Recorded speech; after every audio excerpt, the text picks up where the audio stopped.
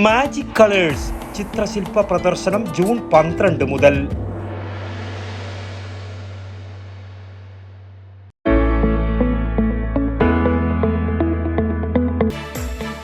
Welcome to Airborne College, an experience beyond your imagination. Airborne College of Aviation and Management Studies, Payyannur.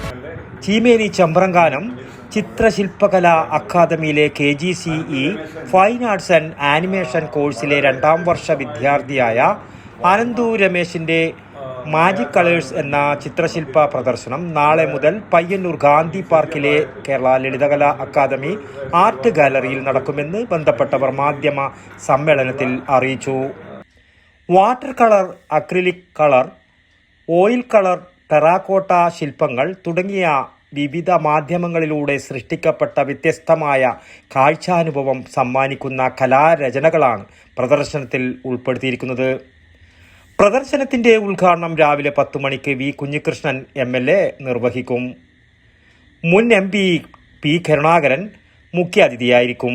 ചിത്രശില്പകലാ academy chairman artist Raveendran Thrikaripur അധ്യക്ഷത വഹിക്കുന്ന ചടങ്ങിൽ നിരവധി പ്രമുഖ വ്യക്തികളും സംബന്ധിക്കും.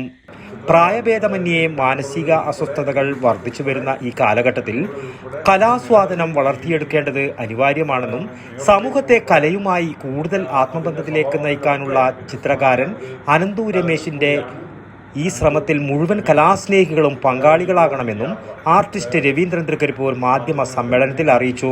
T കൃഷ്ണപ്രിയ, അനന്തു രമേശൻ എന്നിവരും സംബന്ധിച്ചു. News bureau, Payyanur.